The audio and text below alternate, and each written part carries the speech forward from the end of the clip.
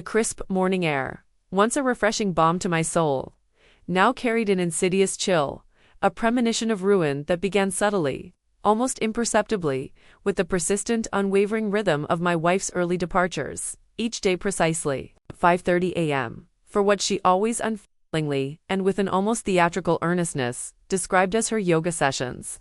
A seemingly innocuous ritual that had, over the past several months, slowly begun to unravel the very fabric of my trust, replacing the quiet certainty of our shared life with a gnawing, insidious suspicion. Her bright early morning cheerfulness, once endearing, now felt like a carefully constructed facade, a shimmering, deceptive veil, barely concealing a truth instinctively knew was festering beneath the surface of our seemingly perfect domesticity, because her eyes, though still meeting mine with feigned affection, held a guarded flicker, a fleeting shadow that betrayed the carefully curated narrative of stretching and mindful breathing. I'd noticed the way her phone, usually left charging by the bed, would disappear with her.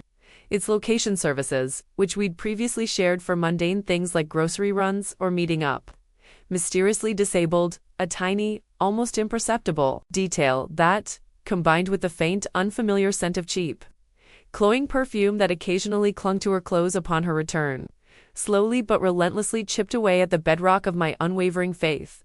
My internal monologue, once filled with justifications and desperate attempts to dismiss these unsettling anomalies as mere paranoia, had devolved into a relentless, agonizing debate, a brutal courtroom drama playing out within the confines of my own skull, pitting the unwavering evidence of my loving memory against the mounting, undeniable weight of 1,000 tiny, perplexing inconsistencies, until, finally, pushed to the brink of my emotional endurance, I made the agonizing, heart-wrenching decision to act, to pierce the suffocating veil of uncertainty and confront the terrifying truth, no matter how devastating it might prove to be, with a hand that trembled betrayingly. Betraying the calm resolve I desperately tried to project, I bypassed her phone, opting instead for the discreet, almost invisible GPS tracker I had, in a moment of desperate, uncharacteristic desperation, slipped into the lining of her car a week prior, a silent, technological sentinel, poised to expose the bitter reality of her alleged yoga excursions. I watched, my breath held captive in my chest, as the small, glowing dot on my screen, representing the precise location of her vehicle, moved steadily through the pre-dawn darkness, not towards the familiar, leafy streets leading to her beloved yoga studio, but towards the grittier industrial outskirts of town. An undeniable deviation that sent a fresh wave of icy dread cascading through my veins, confirming my darkest, most unspeakable fears. The drive was a blur of agonizing anticipation, each passing street lamp illuminating the growing chasm of doubt within me, each mile pushing me deeper into the suffocating abyss of her deceit, until the glowing dot on my screen finally came to a halt, resting squarely upon the uninviting sprawl of what could only be described as a truly grimy, nondescript motel, its flickering, broken neon sign casting a lurid, sickly glow over its dilapidated facade, proclaiming its identity as the Oasis, a name that now struck me as a cruel, ironic jest, given the barren wasteland of my emotional landscape. The building itself was a monument to neglect, its paint peeling like sun-scorched skin, its windows opaque with grime, its overall appearance radiating an aura of transient desperation and forgotten dreams, a stark, unsettling contrast to the pristine, aspirational image my wife so meticulously projected, and my stomach churned with a mixture of dread and a sickening, morbid curiosity, as if witnessing the physical manifestation of my impending heartbreak. Parking my car a discreet distance away, nestled in the deepest shadows of an overgrown shrub, I killed the engine, the sudden silence deafening, allowing the profound weight of the moment to descend upon me, suffocating me with its unspoken implications, and I watched with bated breath as the solitary light in one of the motel rooms, Room 12, I noted with a chilling precision, flickered on, casting a faint, sickly yellow glow against the drawn cheap curtains, illuminating the undeniable presence of my wife's car parked directly outside its door, an unmistakable beacon of her clandestine betrayal. With a heart hammering against my ribs like a frantic bird trapped in a cage, each beat echoing loudly in the oppressive silence, I crept from the deceptive safety of my car, moving like a ghost through the oppressive darkness, my footsteps unnaturally loud on the cracked asphalt, every nerve ending, alive with a horrifying blend of fear and a desperate, agonizing need for undeniable confirmation. The stale, cloying air of the motel parking lot, thick with the unidentifiable stench of forgotten lives and unspoken scenes, seemed to cling to my clothes, a suffocating shroud that intensified my burgeoning nausea as I reached the door of room 12, my hand, trembling uncontrollably, hovering inches from the cold, impersonal surface. Knowing that what lay beyond would irrevocably alter the course of my life forever. I found it. Then, a tiny, almost imperceptible peephole. It scratched. Distorted glass offering a warped, distorted glimpse into the sordid reality within. A gateway to the truth that would shatter my world, and with a deep, shuddering breath, a desperate attempt to brace myself for the inevitable blow, I pressed my eye to the tiny aperture, my vision blurring for a moment with unshed tears and a terrifying anticipation as the grainy, yellowish light within the room revealed a scene that defied my comprehension. Twisting the knife of betrayal with a precision I never anticipated, and then, through the warped, distorting lens of that grimy peephole, a sight materialized that instantly, brutally, annihilated any lingering flicker of hope, any desperate, pathetic attempt to rationalize or misunderstand the damning evidence, because there they were. Not just my wife with a single anonymous lover, the scenario I had braced myself for with agonizing certainty, but her manager, a smarmy, perpetually grinning man named David, whom she always dismissed as just a colleague.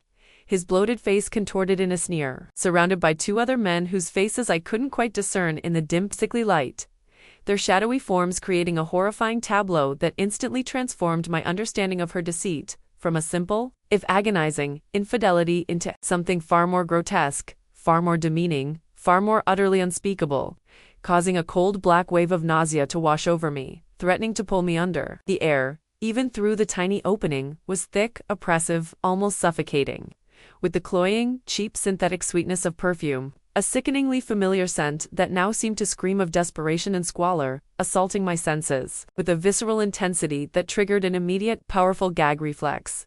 Because it was not the elegant fragrance I bought her, but a harsh, almost desperate aroma, a scent that carried with it an unbearable weight of unspoken transactions, of humiliation, of something profoundly, irrevocably broken. And then, a phantom odor, more potent than any physical smell, permeated my very being.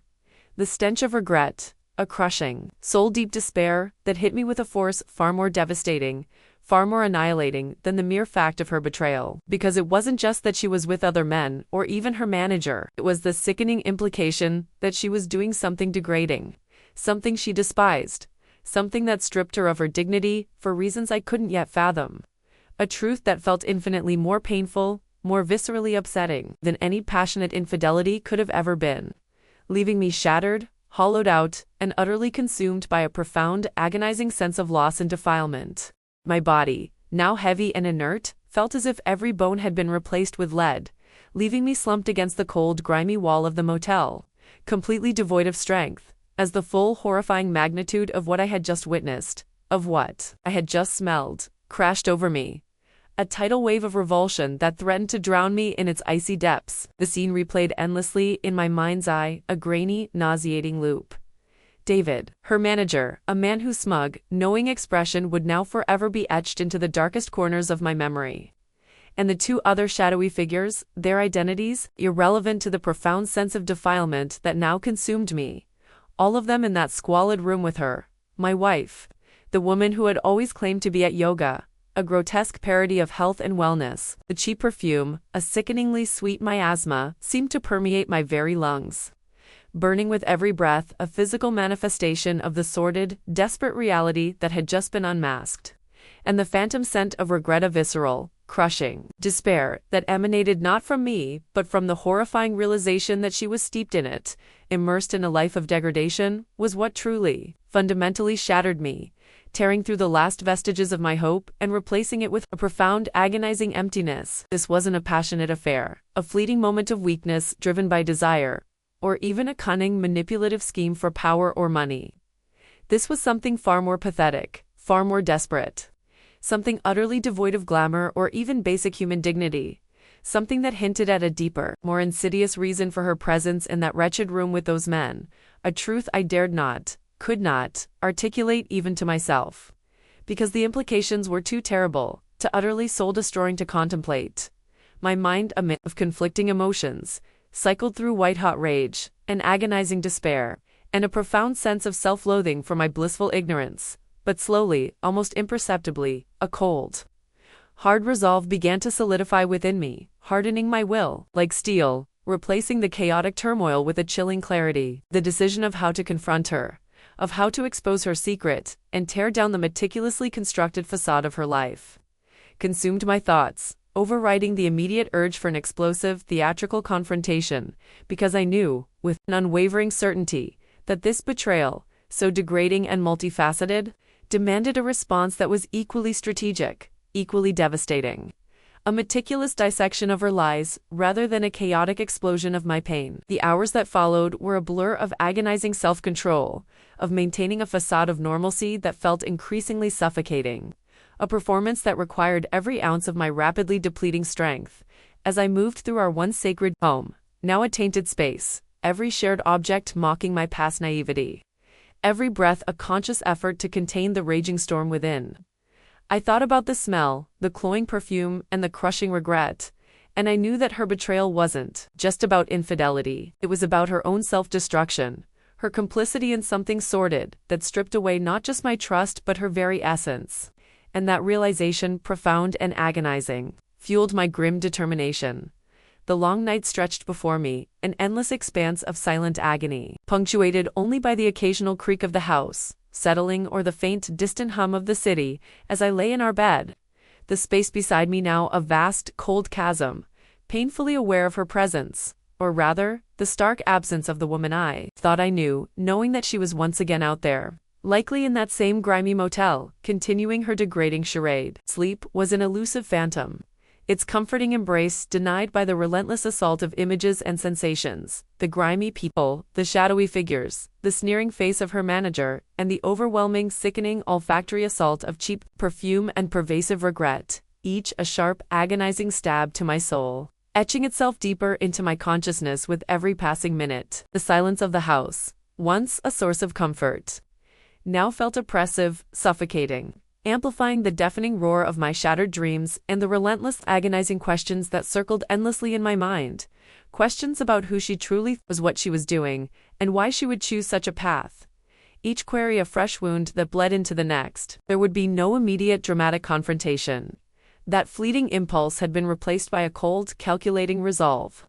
A desire to fully grasp the enormity of her secret life. To meticulously gather every last shred of evidence, to understand the full depth of her degradation before I would, with a measured, deliberate precision, unleash the undeniable truth upon her.